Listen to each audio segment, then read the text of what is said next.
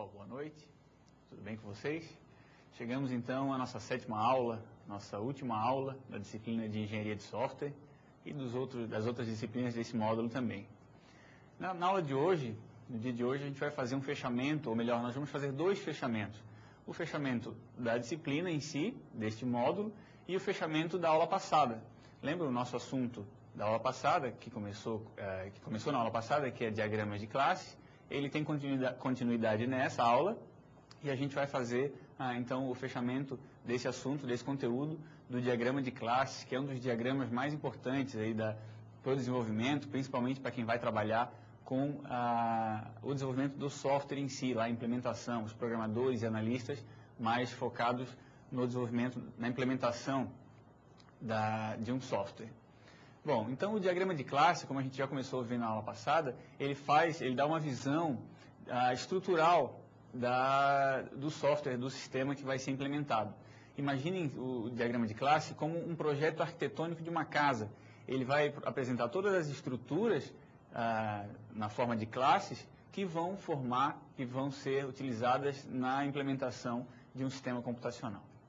Então a gente vai começar a aula fazendo uma revisãozinha. Essa revisão de hoje é muito importante porque os 2 assuntos são relacionados, é praticamente o mesmo assunto. A aula passada nós vimos os conceitos do diagrama de classe, o tipo de relacionamento entre as classes, que é a associação. E nessa aula a gente vai ver alguns outros tipos de associação e os relacionamentos de agregação e de generalização. Então, antes de começar a aula, a gente vai fazer uma revisãozinha da aula passada. E agora eu vou passar a palavra para a professora Marlise para fazer a abertura da aula. Olá, professor Giliardi. Boa noite a todos os nossos alunos. Então, estamos na nossa aula de número 7, né, a última aula, fechando esse módulo, né, o módulo 5, e tendo sempre com a gente a ideia de que vocês estão conseguindo compreender bem os assuntos, estão sempre revisando os conteúdos, porque vocês sabem que no próximo período, né, que vocês vão ter a disciplina de Engenharia de Software novamente, o 4º período, não no próximo módulo, no próximo período. E o que a gente está vendo aqui nessa disciplina é muito importante para que vocês possam prosseguir de forma adequada, de maneira coerente, né, e consigam acompanhar o que os próximos professores vão estar passando para vocês. Né? E o professor Giliardi, vai ficar muito feliz em saber que na próxima disciplina vocês vão conseguir acompanhar, porque conseguiram entender, compreender todos os conhecimentos que nós vimos até o momento. Claro que ainda falta a aula 7, né? E a aula 7, ela é, na verdade, uma continuidade da nossa aula de número 6, como bem falou o professor Giliardi. Não sei se vocês já lembram ainda da aula 6, eu espero que sim, né? Na aula 6 nós falamos sobre diagramas de classe, né? O professor Giliardi vinha lembrando, diagrama de classe de negócio. Então, vocês fizeram uma revisão de alguns conceitos lá da programação, né? Falamos de classes, falamos de atributos, falamos de métodos, relembramos isso. E essas informações vão continuar sendo importantes para a aula de hoje. Porque quando nós começarmos a falar das outras formas de relacionamento entre as classes, fica um pouco complicado se vocês não tiverem bem claro os conceitos vistos anteriormente. Por isso, a gente vai fazer a nossa famosa revisão, né? Aquela revisão que a gente faz toda semana, a gente faz uma revisão da aula anterior para poder fazer um gancho com a aula que a gente está tendo no momento. Então, nós vamos voltar com o professor Giliardi para fazer a nossa revisão. Então, vamos lá. Vamos começar revisando o conteúdo da última aula, o conteúdo que começou, que continua nessa aula, que é diagrama de classe. Nós sabemos, então, até o momento, estamos na 7ª aula, fechando uma disciplina de Engenharia de Software, o primeiro módulo de Engenharia de Software, mas que já deu para vocês conhecimento suficiente para que a gente identifique os elementos de um software, principalmente aqueles elementos estruturais, as classes, quando a gente desenvolve softwares orientados a objeto. A gente já viu o conceito de orientação a objeto em programação e agora estamos vendo um nível um pouco mais alto, no nível da engenharia de software, dos processos de desenvolvimento de software, da organização em si desse desenvolvimento. Então, para isso a gente viu que existe na engenharia de software uma linguagem de modelagem, que é o ML. Essa linguagem oferece para a gente uma série de recursos, de diagramas, para a gente poder documentar, para a gente poder mapear, desenhar todo o nosso software em todas as suas fases, as suas etapas.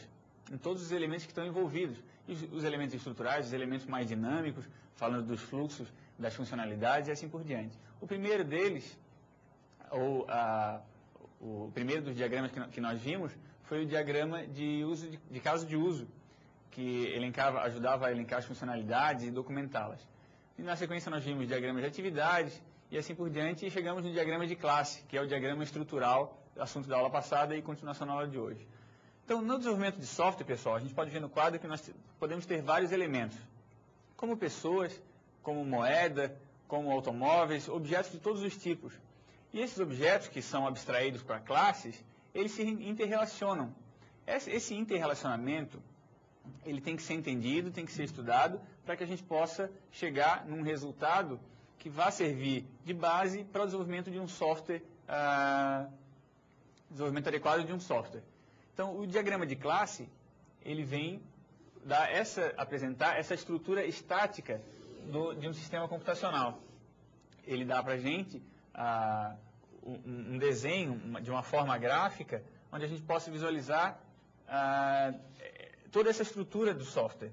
Essa estrutura, ou esse diagrama, ele pode ser dividido em duas partes, categorizado de duas formas. Um diagrama de classe de domínio ou de projeto. Se ele é de domínio ou de projeto, isso está mais relacionado ao nível de detalhamento. Se a gente se preocupar simplesmente com o negócio, com a funcionalidade, mais do ponto de vista do negócio, a gente está falando de domínio. Diagrama de classe em nível de domínio. Agora, se a gente estiver falando já do projeto, entrar em detalhes de implementação, de linguagem e outras questões tecnológicas, aí a gente está falando de projeto. Então, o diagrama de classe ele vai estar trabalhando em cima das classes, que é o elemento fundamental desse diagrama. A representação UML, para um diagrama de classe, então ela segue esse padrão. A gente começa com um nome, uma identificação dessa classe, a classe que a gente vai estar estruturando, vai estar elencando no diagrama. Numa segunda partição, os atributos que essa classe vai possuir, eles são elencados nessa segunda partição. E numa terceira, os métodos que vão dar o comportamento para uma determinada classe. Então, a gente vai ver agora a definição de atributos, vai revisar a definição desses atributos. A gente está passando meio rápido porque é só uma revisão. Para a definição de atributos dentro de uma classe, lá naquela segunda partição, nós temos essa sintaxe, esse padrão, que começa com a disponibilidade, que é a visibilidade daquele atributo, se ele é público, se ele é privado, qual o tipo dele. Um identificador, que vai ser o nome efetivo daquele atributo, que vai ser utilizado para referenciar aquele atributo. Um tipo, que é o tipo do atributo, se ele é uma string, se ele é um inteiro, ou se ele é um tipo composto. A gente está vendo isso em estrutura de dados, né? A quantidade, essa quantidade vai dizer o tipo de estrutura que vai armazenar esse dado, se ela é uma estrutura simples, ou se é uma estrutura de vetor, de matrizes, e assim por diante. E opcionalmente, opcionalmente um valor inicial já para esse atributo. Eu posso já começar a declarar o meu atributo de uma classe com o valor inicial dele. Um exemplo, então, de definição de um atributo numa classe. A visibilidade, nesse caso representada pelo sinal de negativo, dizendo que ele é um atributo privado. O identificador, data de nascimento, e o tipo dele, o tipo data. É um tipo que a gente está utilizando aqui de forma genérica, não pertence a nenhuma linguagem, mas ele é do tipo data. Percebam que algumas dessas características, alguns recursos eu não utilizei, como a multiplicidade e como o valor, porque eles são opcionais, eles estão entre colchetes e são opcionais, então não sou obrigado a colocar na declaração. Um outro exemplo, nesse caso público, visibilidade representada pelo sinal positivo, o identificador, nome, que dá o nome àquele atributo, e o tipo dele, que vai armazenar caracteres. Também temos uma metodologia, um padrão, uma sintaxe, padrão de sintaxe para representar, definir métodos, representar e definir os métodos dentro de uma classe. Da mesma forma, eu tenho a visibilidade, que vai identificar o tipo de acesso que eu tenho àquele método. Normalmente os métodos são públicos, não necessariamente, mas normalmente.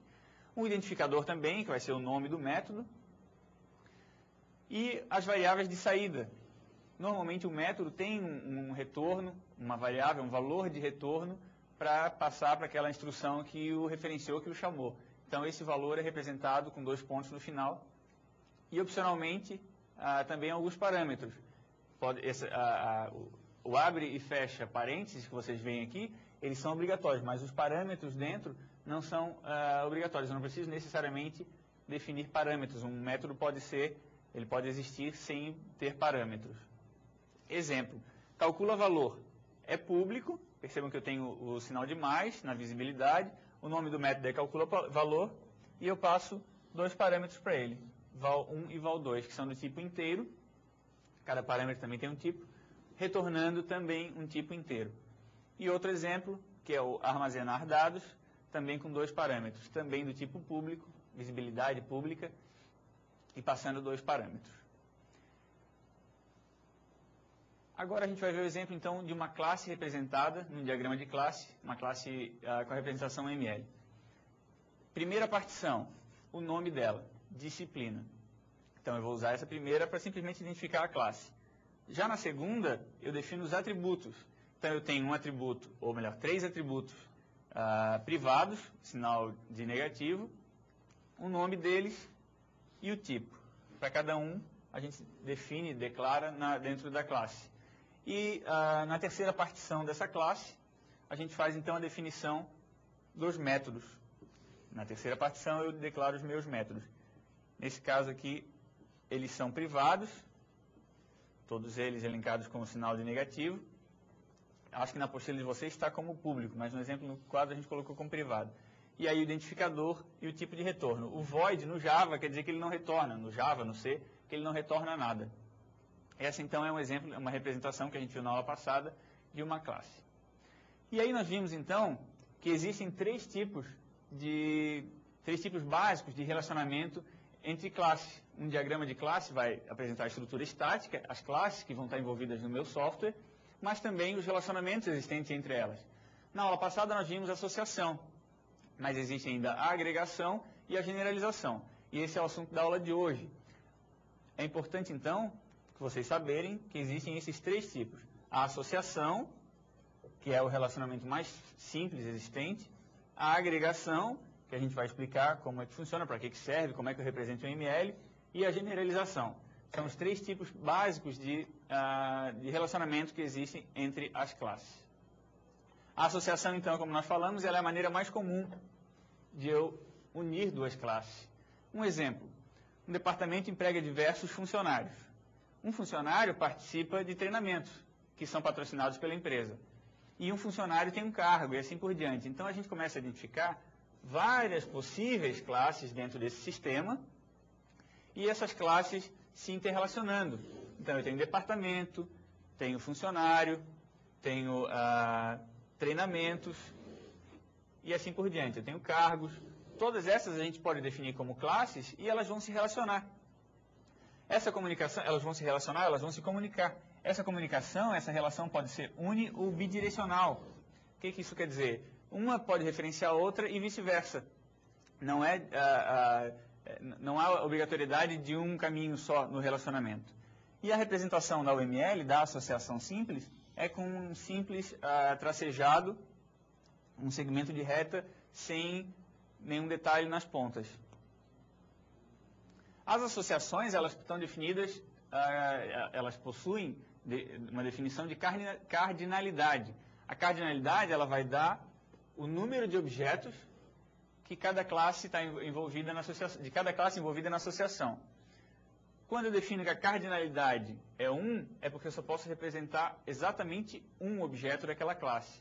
O asterisco quer dizer que eu posso representar 0 ou mais. Então, ou nenhuma ou várias. Também representado com 0, ponto, asterisco.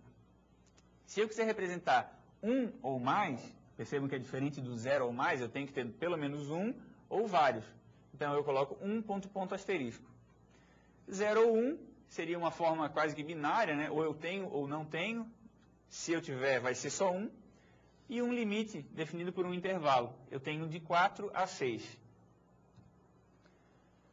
Um exemplo de cardinalidade, aluno e disciplina. Num sistema acadêmico, o aluno pode ter, ou pode estar matriculado em 0 ou mais disciplinas, certo? Ele pode estar dentro do sistema com uma disciplina apenas, ou nenhuma, ou várias. Então, um aluno tem 0 ou mais disciplinas associadas a ele.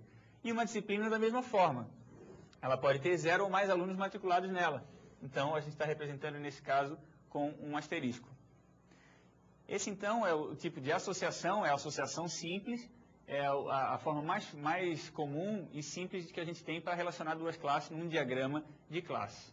Esse foi o nosso assunto da aula passada. E antes de começar o novo assunto, eu vou passar a palavra novamente para a professora Marlise. Então, pessoal, é uma revisada da aula 6, em função de que também a nossa aula 7 vem totalmente conectada com essa aula de número 6. Né? O que eu acho importante a gente salientar e dar uma reforçada é com relação à escolha de classe que a gente vinha discutindo, né? Como identificar essas classes, é uma coisa que a apostila também coloca, que o professor Giliardi na aula passada comentou, falou dos use cases, né? Dos casos de uso, que é uma forma de a gente conseguir isso.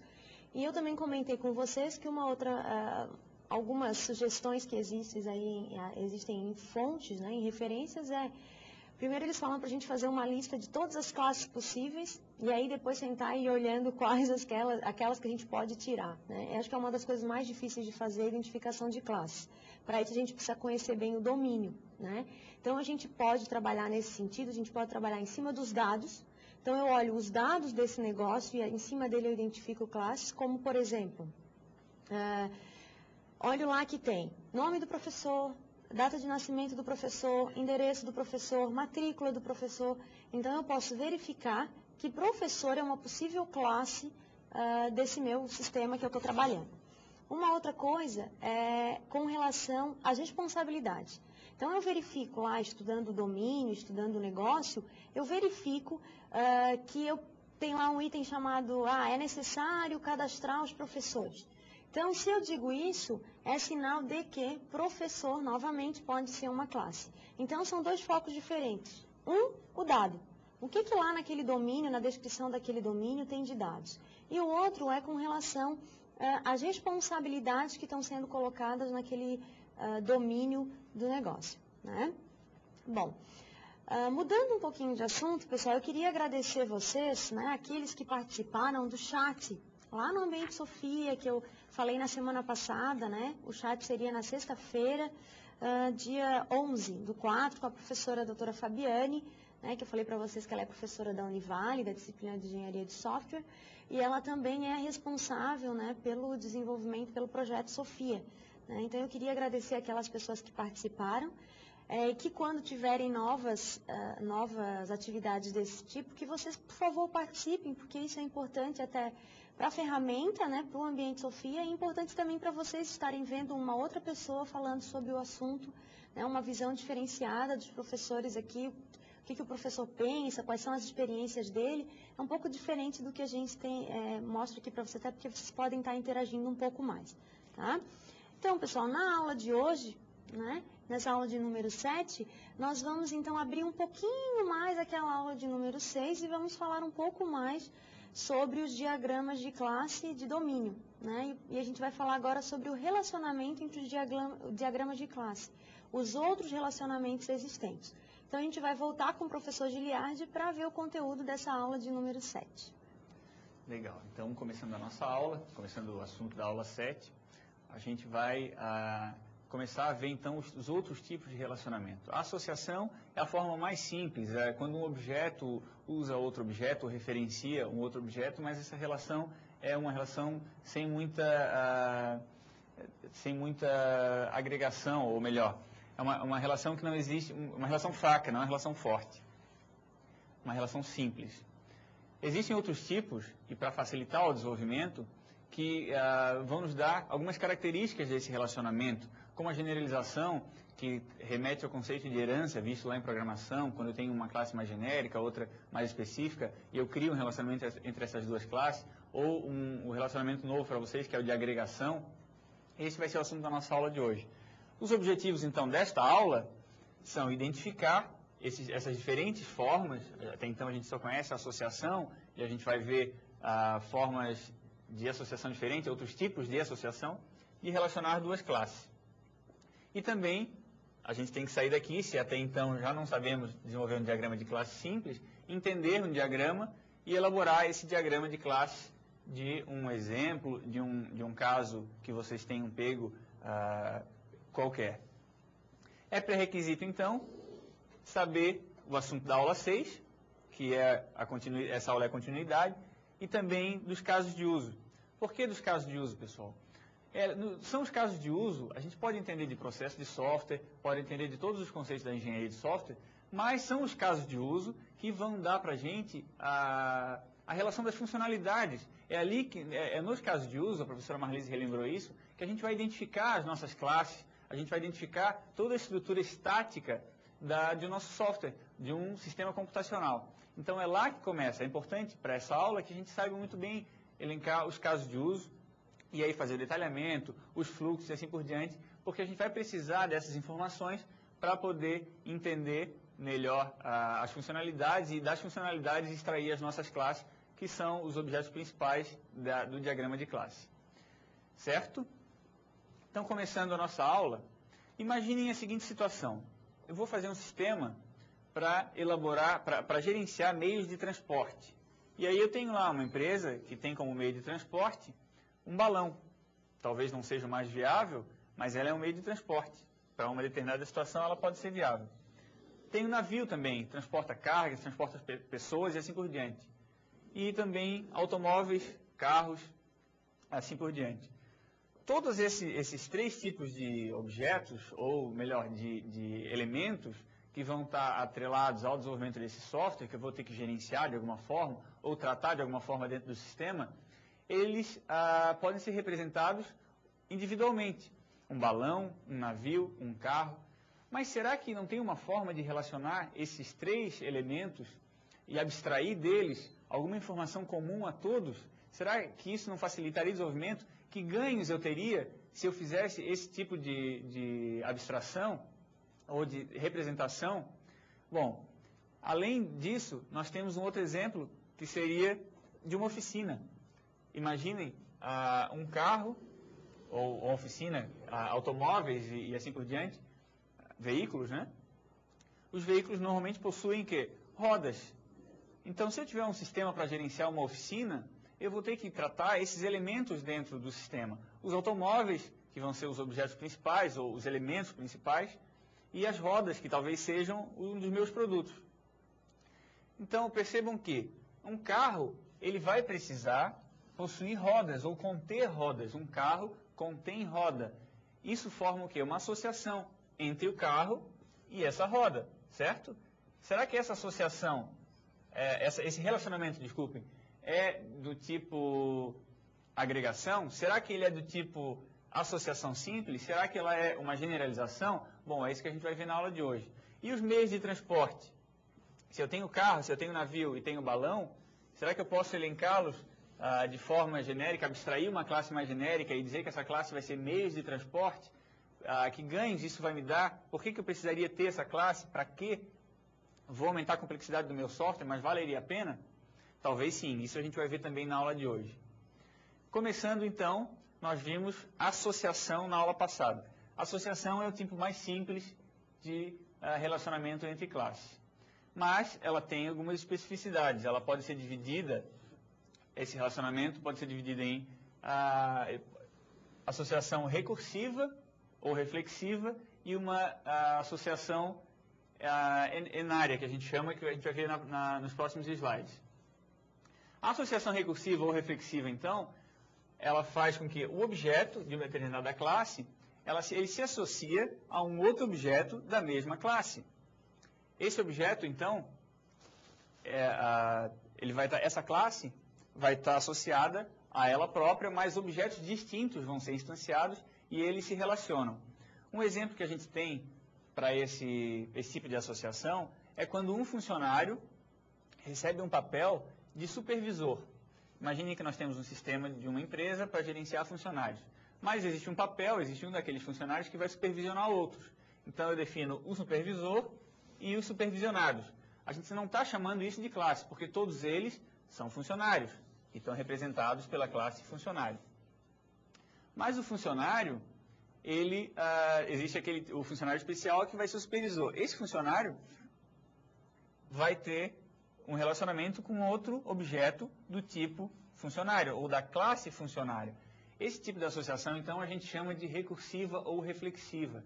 É quando um objeto de uma classe se associa a um outro objeto da mesma classe. Então, vamos diferenciar. São objetos distintos se associando, ou de uma mesma classe, se associando, criando esse tipo de relacionamento. A associação recursiva. Recursiva porque é da própria classe. Ela exige, esse relacionamento exige que seja definida uma cardinalidade. Eu tenho que quantificar essa associação. Nesse caso, quando um supervisor, um funcionário é elencado supervisor, a gente diz que todo funcionário tem que ter um supervisor, certo? Como é que eu vou representar isso, então? Todo funcionário tem que ter um supervisor, ou todo supervisionado vai ter que ter um supervisor. E do contrário? Bom, um funcionário, que vai ser o supervisor, ele pode supervisionar nenhum ou vários funcionários. Então, a cardinalidade, nesse caso, é de 0 para muitos. Eu posso supervisionar 0 ou vários. Se ele não for supervisor, ele não vai ter nenhum funcionário supervisionado. E se ele tiver vários, ou um ou vários, ele vai ser o supervisor. A cardinalidade, então, nesse ponto, ela precisa ser definida nesse tipo de associação. Essa, então, é a associação reflexiva ou recursiva. E outro tipo de associação existente é a enária. A associação enária ela é um tipo raro de relacionamento entre classes num sistema, mas pode ocorrer, então a gente precisa conhecer.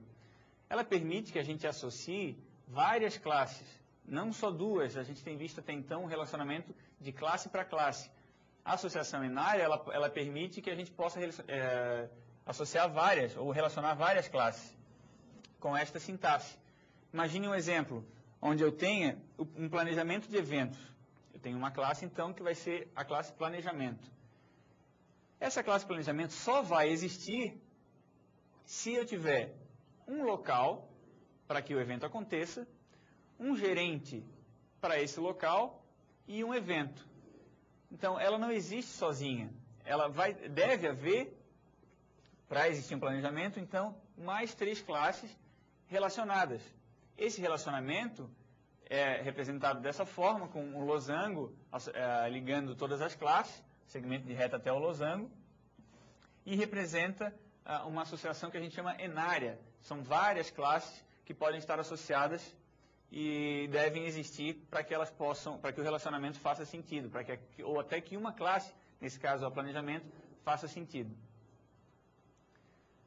E existe também um outro tipo que é a classe de associação. Vocês lembram que na aula passada, como a gente ainda não tinha visto os exemplos mais complexos de relacionamento entre as classes, no nosso estudo de caso, que foi o sistema acadêmico, a gente tinha uma classe lá especial, a apostila diz bem isso, que era a classe nota aluno. Essa classe naquele momento ainda não nos interessava, a gente não precisava entrar em detalhes, foi dito também na teleaula, lembram? A gente deixou ela de lado, no cantinho, para tratá-la nessa aula. Por quê? Porque ela é um tipo de classe de associação. A gente vai ver e vai estudar ela nessa aula. E é exatamente nessa lâmina agora. A classe nota aluno, então, ela é uma classe que faz ela está relacionada com uma associação. Toda a informação, quando ela precisa ser armazenada numa orientação a objeto, pessoal, e lembra que a gente está programando no modelo orientado a objeto, a gente tem que representar a informação na forma de atributos de classe. Lembra? Nós temos atributos das classes, a forma de representá-los, e toda informação é representada na forma de um atributo de uma classe. Se eu tenho um atributo para ser relacionado, para ser atribuído a um relacionamento, então eu vou ter que colocar uma classe de associação, para representar o valor ou as informações que aquela associação me dá.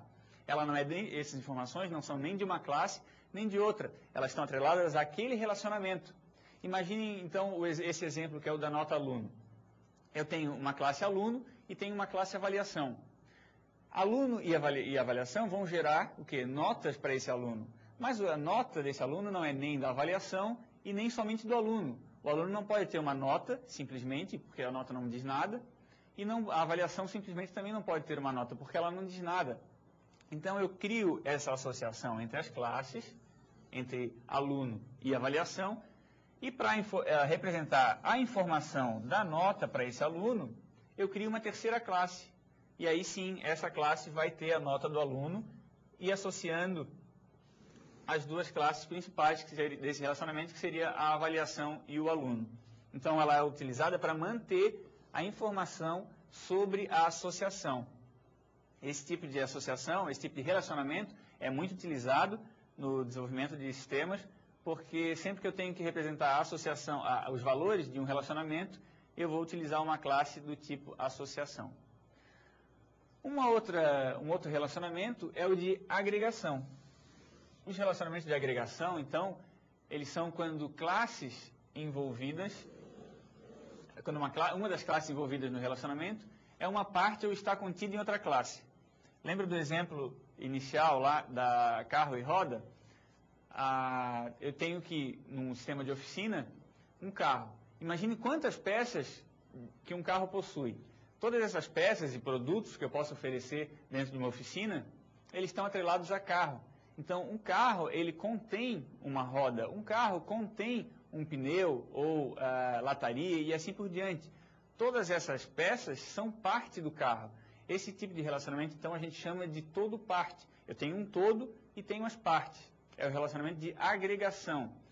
A gente tem uma dica para identificar esse tipo de relacionamento, que são palavras-chave. Quando eu digo que um carro consiste em uma quantidade de peças agregadas, ou que um carro contém algumas peças, ou que uma peça é parte de alguma coisa, normalmente eu estou identificando um relacionamento do tipo de agregação. São palavras-chave que a gente pode utilizar para facilitar essa identificação. Relacionamentos do tipo todo-parte. Especificidade desse tipo de relacionamento. Ele é unidirecional.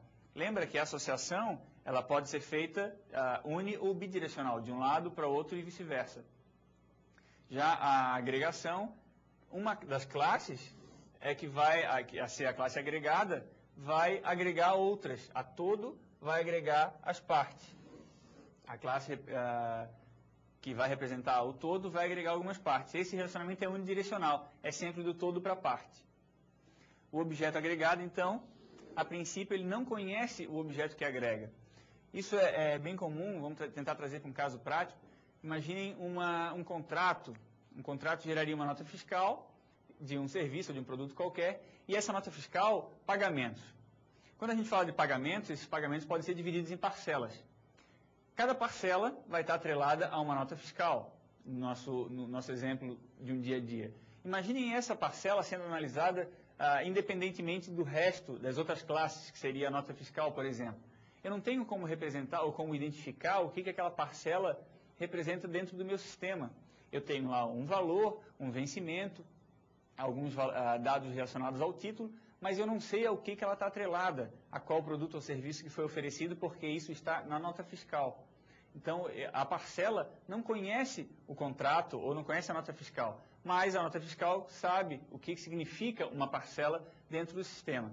Então, ela é unidirecional porque do todo, que seria a nota fiscal, para a parte, que seria a parcela. A parcela não consegue identificar e entender o que seria a classe nota fiscal. Um outro exemplo também bem fácil de a gente entender seria um livro e os seus capítulos. Um livro pode ter vários capítulos, agora um capítulo sozinho não existe sem um livro. Então o livro seria o todo e as partes, ou a classe parte, seria o capítulo. A agregação ela também pode ser classificada em composição e compartilhada. A agregação por composição ela ocorre quando uma classe agregada não puder existir sem a classe agregadora. Né? O nosso caso do livro, por exemplo.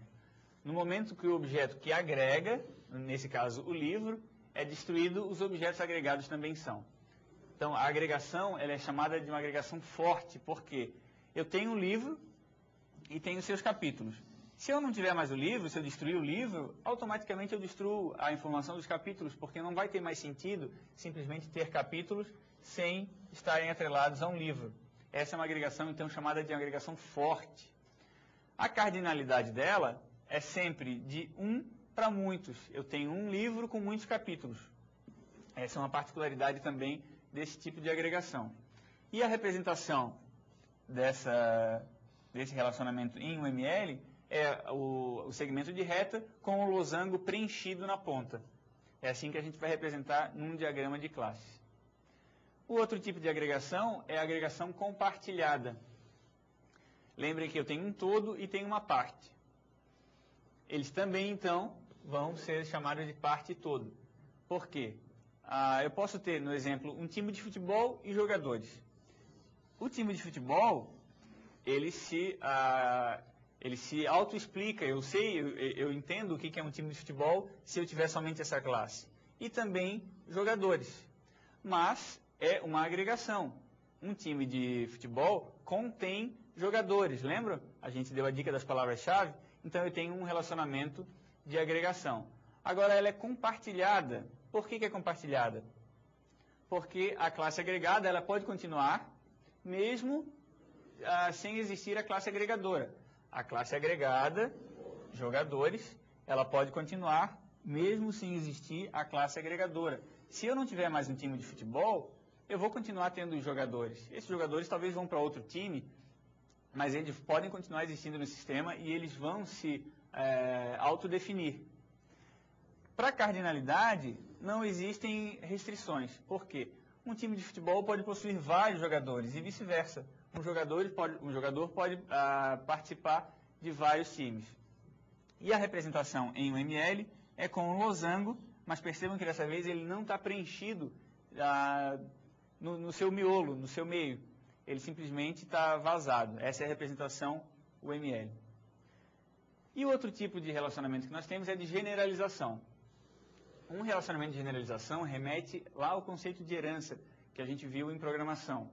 Quando uma entidade mais genérica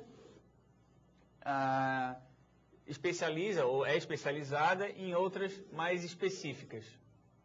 O elemento mais específico, nesse caso, ele contém todas as informações do elemento mais genérico. Um exemplo, lembra lá do nosso exemplo inicial da introdução? Meios de transporte. Tem o carro, tem o navio, tem o balão, tem o avião e assim por diante. Todos esses são meios de transporte, mas são classes especializadas de uma classe maior, meio de transporte.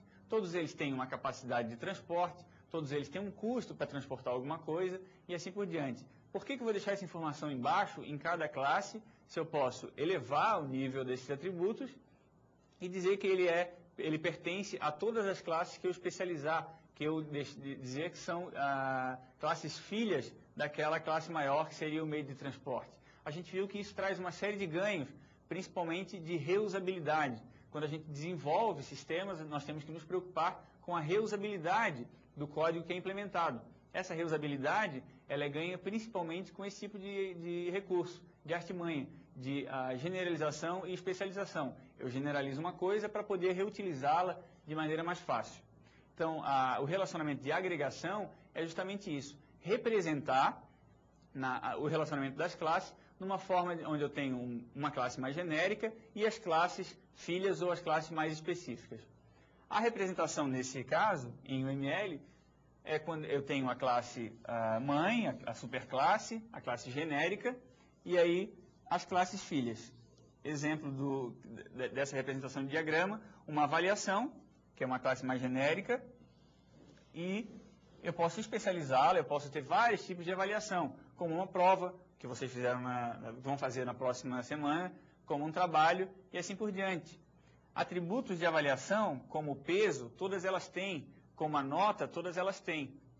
Mas a prova vai ter algumas questões específicas, como um atributo, questões que um trabalho talvez não tenha. O trabalho vai ter um tema que a prova já não tem. Isso eu deixo, então, na classe especializada. A UML, então, nós temos visto que traz uma série de recursos, pessoal. O diagrama de classes também tem algumas artimanhas, algumas facilidades para a gente identificar mais fácil, para contribuir e enriquecer o nosso diagrama. A gente vai ver agora, então, o relacionamento de dependência. O relacionamento de dependência, ele não chega a atrelar as classes, mas ele coloca uma restrição num relacionamento. Ele é uma forma também de relacionar as classes, duas classes, mas sem indicar que os seus objetos são relacionados. Eu não crio todos os relacionamentos que nós vimos anteriormente, eles relacionam os objetos. Mas a dependência é uma relação, um nível diferente, onde eu simplesmente digo que uma classe depende de outra, sem relacionar objetos de uma com outra. Exemplo, se eu tenho uma classe de vendas e uma classe de marketing, talvez eu não tenha uma relação entre os objetos dessa classe, porque elas trabalham de forma independente. Mas, em algum momento, eu sei que se eu mexer alguma coisa lá na área de vendas, eu vou ter um impacto, uma influência na área de marketing. Talvez eu precise modificar alguma coisa na área de marketing. Então, eu coloco essa representação, que é um traço pontilhado, e uma seta, um segmento, uma representação de seta, para identificar a dependência de uma classe pela outra. É mais de caráter informativo, para que eu possa saber que se eu mexer alguma coisa na área de vendas, isso tem que ser refletido e analisado para ver se eu vou precisar modificar alguma coisa lá em marketing. É simplesmente uma dependência de uma pela outra. Outro recurso interessante é o diagrama de objetos. O diagrama de classe representa a estrutura estática, uma estrutura de classes do sistema. As classes representam objetos genéricos. Eu não consigo dizer, por exemplo, quando eu represento uma classe aluno, que eu estou representando ali naquele diagrama um aluno Pedrinho, ou dar um nome a esse aluno. Eu simplesmente represento a classe genérica, os objetos de forma genérica. Para fornecer um exemplo prático, ou um caso prático, uma instância de uma determinada situação, a gente tem o diagrama de objetos. Com o diagrama de objeto, é mais para facilitar o entendimento da representação de classe, ele vai instanciar, ainda no formato de um diagrama, um objeto para uma determinada classe. Exemplo, o João Silva, que é da classe professor, vai se relacionar com a disciplina Engenharia de Software, que é uma disciplina. É um objeto João Silva, da classe professor, se relacionando com o objeto Engenharia de Software da classe Disciplina. Aqui eu dou nome aos bois. A gente começa a instanciar objetos para facilitar, para exemplificar um caso prático no desenvolvimento de um sistema. Eles são utilizados, então, para apresentar objetos que foram instanciados a partir de uma classe. Esses, então, são os tipos de relacionamento que nós temos entre as classes num diagrama de classe. Nós temos diversos outros diagramas, vocês vão ver na próxima disciplina de Engenharia de Software que outros diagramas vão ser abordados, cada um com a sua funcionalidade, mas para diagrama de classe o que a gente precisa saber é isso, é como representar as nossas classes e os relacionamentos existentes entre elas, em cima de tudo aquilo que a gente vai precisar para desenvolver um software. Certo, pessoal? Agora, na próxima etapa da aula, a gente vai fazer um estudo de caso. Na apostila, a aula 7 inteira, a disciplina de Engenharia de Software, em todas as aulas, nas 7 aulas, vem trabalhando um caso prático de um sistema acadêmico, onde tem aluno, professor, disciplina e assim por diante. A gente vai fazer, então, na próxima aula, o fechamento do diagrama de classe com todas as classes que teria esse sistema acadêmico. Mas antes de ir para esse exemplo, eu vou só devolver a palavra para a professora Marlise para ela fazer um comentário e observação.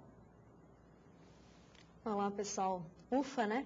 Quantos tipos de relacionamentos de classe que a gente viu. E também aí um outro diagrama de objetos, né?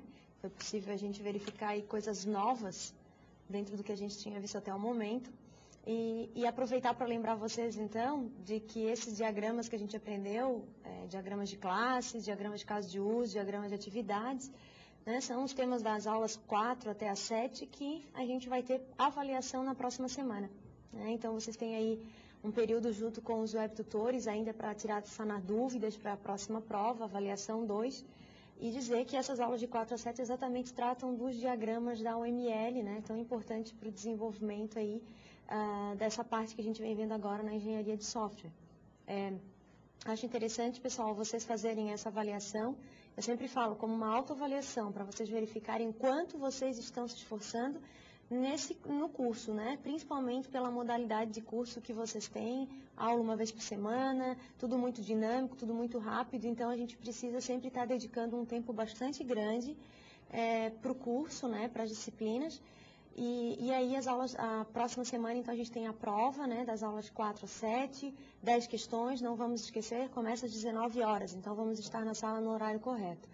Uma outra coisa, pessoal, é agora mais relacionada à aula, vocês viram aí que a UML dá para a gente vários diagramas, e aí mais especificamente com relação a diagrama de classe, ela dá para a gente várias formas de relacionamento e cabe ao engenheiro de software definir naquele momento, né, dependendo do negócio, dependendo do que se está tratando, qual é o tipo de relacionamento que vai ser feito entre essas classes. Tá? E aí, isso é uma coisa difícil para algumas pessoas, né? Acaba no começo, pelo menos quando a gente não tem muita experiência, mas uma das formas mais, eu acho que fáceis de a gente aprender isso, aprender esses reconhecimentos, é a gente fazer. E para isso que a gente vai fazer o estudo de caso, como o professor Giliardi já falou, trabalhar aquele sistema acadêmico que a gente já vinha conversando nas outras aulas. Então, vou voltar com o professor Giliardi para a gente fazer o estudo de caso, aí, então, relacionado ao conteúdo da aula de hoje. É isso aí, pessoal. A prática na engenharia de software ela é fundamental. Não existe um engenheiro de software que sai de uma disciplina, que sai de um curso de ciência da computação, de tecnologia, análise e desenvolvimento de sistema, sabendo elencar todas as classes do sistema, sabendo confeccionar todos os diagramas que exige ou que exigiria o desenvolvimento de um software. Isso vem com a prática, a gente vai errar, vai aprender e vai fazer de novo. Isso que vai trazer para vocês todos os conhecimentos ou a experiência que vai ser tão valorosa na hora de criar um bom diagrama, na hora de elencar um bom requisito e assim por diante. Esse estudo de casos que vocês têm na apostila e que a gente vai fazer agora, ele já está pronto.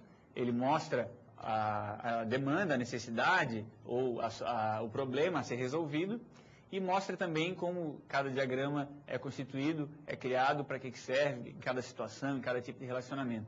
Mas é interessante que vocês façam os seus também, os exercícios e outros casos que vocês elenquem e tirem as dúvidas com a webtutoria. É muito importante, é um recurso muito interessante, principalmente para a modalidade, a professora Marlise bem lembrou. Então vamos ver o nosso estudo de caso do sistema acadêmico. Eu coloquei novamente aqui, acho que foi na aula 3 que a gente viu esse sistema, para elencar os requisitos, mas a gente vai revê-lo, relembrar os pontos principais dele. Ele deve então possuir, deve ser possível cadastrar as seguintes informações: alunos matriculados, então percebam que eu tenho já identifico uma classe aluno, e eles devem se matricular em uma disciplina, então outra classe. A disciplina pertence a um curso, mais uma classe. E as disciplinas também têm atreladas a ela um professor que ministra aquelas aulas, que ministra essa disciplina. Além disso, o sistema deve permitir que os professores possam informar as notas desses alunos. Então, eu tenho aqui notas de avaliações, provavelmente, né? Algumas coisas estão implícitas, e aí a gente começa a perceber as questões envolvidas na identificação desses elementos. Notas de alunos e as suas faltas.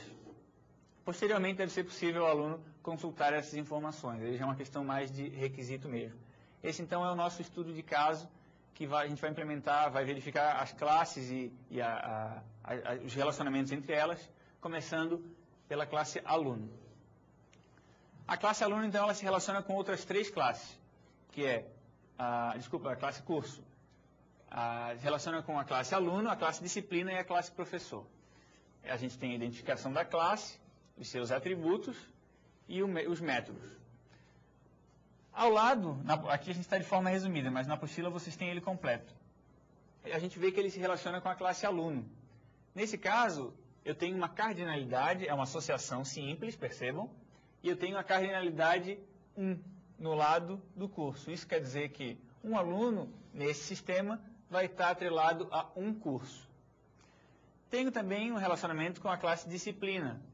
E a classe disciplina, numa forma de agregação, sendo parte de um todo que seria o curso. Vejam aqui o nosso relacionamento, é do tipo agregação. Ela não é uma agregação forte, a representação dela está vazada, está vendo? Então isso quer dizer que a disciplina, ela existe sozinha e isolada, assim como o curso. Se eu eliminar o relacionamento, esse relacionamento existente, eu continuo tendo sentido nos 2 objetos, nas 2 classes existentes. Mas existe um relacionamento de todo parte, onde uma disciplina é parte de um curso. Tem outro relacionamento com a classe professor. Professor, a cardinalidade de 0 para muitos. Isso quer dizer que um professor pode ministrar ou pode estar atrelado a 0 ou vários cursos. Depois a gente tem a classe aluno. Já vimos o relacionamento dela com a classe curso, mas de um lado para o outro. Agora a gente vê que aluno, um curso pode possuir 0 ou mais alunos. O curso pode, no momento, não ter nenhum aluno matriculado, e aí a cardinalidade dele é de 0 ou muitos. Ou eu tenho nenhum aluno matriculado, ou eu tenho vários. Relaciono também com disciplina, de forma bem simples, uma associação simples, não é agregação, não é generalização, é uma associação simples. E a cardinalidade de 0 a 100. Uma disciplina pode ter no máximo 100 alunos. Ou ela tem nenhuma, ou ela tem 100 alunos matriculados a ela, associados a ela. Aluno também tem avaliação. E ele pode ter uma avaliação, vários alunos e um aluno várias avaliações. Outra classe existente no nosso modelo, no nosso estudo de caso, é a disciplina. Aqui nós temos ela relacionada com 4 outras disciplinas do modelo. A disciplina curso, uma associação bem simples, a gente já viu quando falamos de curso. A aluno também já vimos, mas agora a gente vê pelo outro lado que um aluno ou tem uma ou várias disciplinas. Nesse caso eu não posso ter um aluno matriculado sem nenhuma disciplina vinculada. E o professor, da mesma forma. Só que o professor tem a cardinalidade de 0 ou mais disciplinas associadas. Já com a avaliação, a gente tem aqui aquela agregação, nesse caso uma agregação forte. A disciplina é o todo do relacionamento com a avaliação. A avaliação, simplesmente, ela não existe se não estiver atrelada a uma disciplina. Esse relacionamento, essa associação, é do tipo agregação por composição. Certo? Próxima classe, professor. A classe professor se relaciona com curso, numa cardinalidade de 0 para muitos, e com disciplina de 0 para 1. São duas associações também simples, e tanto com curso quanto com disciplina. E por final, a classe avaliação. Ainda não é final, a nossa final é a classe especial, a nota aluno, mas nós temos aqui ainda a classe avaliação, que se relaciona, como nós já vimos, com uma agregação do tipo composição. Relembrando, então, é uma associação forte, é uma agregação forte. Ela tem, essa agregação é com a classe disciplina, onde a disciplina é formada, ou melhor, contém várias avaliações. Uma avaliação não existe sem a disciplina. Se eu ter simplesmente uma avaliação ou várias avaliações cadastradas no sistema, não me dizem nada se eu não tiver a elas atreladas uma disciplina para identificar o objetivo daquela avaliação ou a necessidade daquela avaliação. A avaliação também vai estar associada a um curso. A um curso. Uma avaliação de 0 para muitos com curso. Essas aí as associações atreladas, então, à classe. E por último, a nossa classe nota aluno. A classe nota aluno, ela é uma classe especial. Vocês lembram por quê? Nós temos a classe aluno se associando com a classe avaliação. O fato de um aluno ter uma nota numa avaliação não quer dizer que essa nota pertence nem a aluno, nem à avaliação. A nota não é de uma avaliação sem ser de um aluno também. E a nota não é simplesmente do aluno sem estar associada à avaliação. Então, a gente diz que essa classe é uma classe de associação, porque ela está representando atributos desse relacionamento de aluno com avaliação. Nesse caso, a classe vai ter um atributo, que é a nota desse aluno, e os métodos para tratar essa nota. Se eu quiser atualizar a nota ou manipular o que tiver dentro do atributo nota. Então, a classe aluno, a classe nota aluno, ela é a classe que vai representar as informações da associação. Certo, pessoal? Essa é uma das classes mais importantes do modelo. É a classe com um detalhezinho um pouco mais diferente. Todas as outras se associam entre si ou com associação simples, ou com agregação, ou generalização. Nesse caso, a gente nem teve generalização. Poderia ter. Eu poderia ter um professor e um aluno sendo classes especializadas de uma classe pessoa, por exemplo, ou professor e funcionário e aluno também sendo de pessoa. Nesse caso, a gente não tem, mas poderia ter. Então, nós temos agregação, associação compartilhada e associação por composição. Além disso, a classe nota-aluno, que é a classe de associação, a classe que vai representar os atributos de uma associação, nem de uma classe, nem de outra. Certo? Nós vimos, então, esse estudo de caso. É interessante que vocês vejam, leiam o diagrama completo. Aqui a gente representa ele de forma parcial, por slide, para que vocês possam entender melhor, visualizar melhor. Mas na apostila vocês têm ele inteiro, com todas as ligações, os relacionamentos atrelados a eles.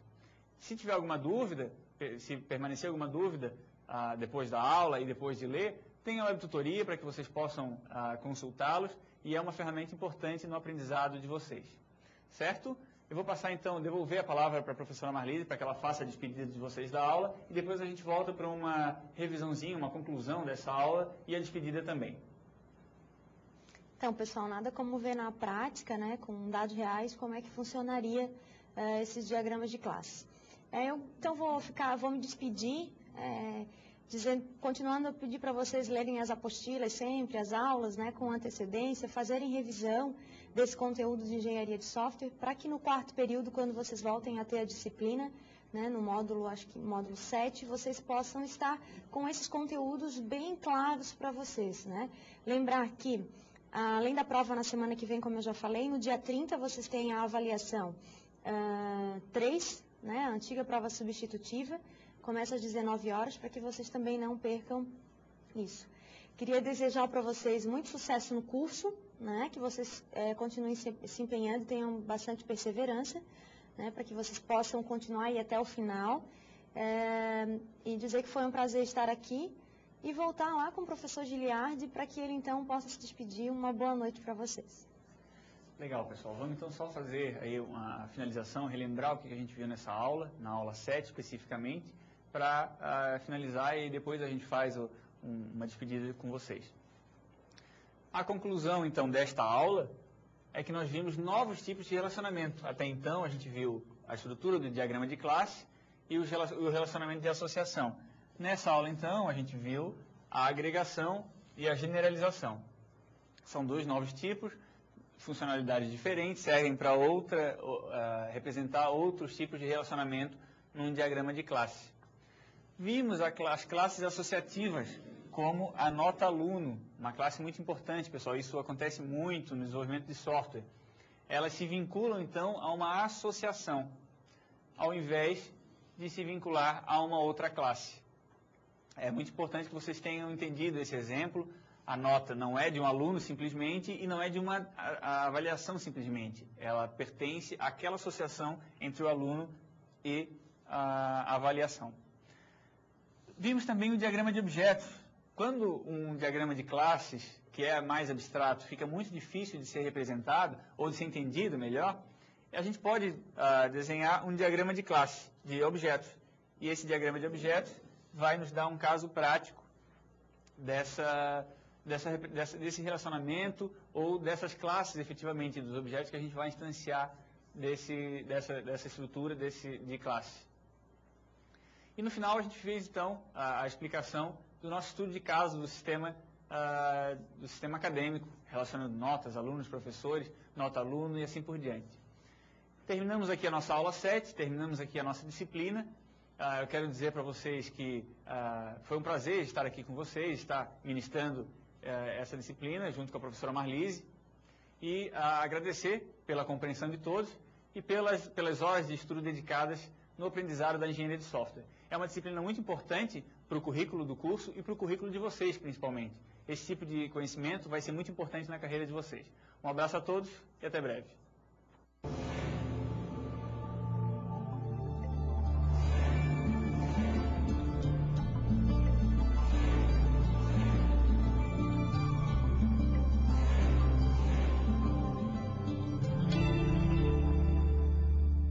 Educom, educação superior com alta tecnologia.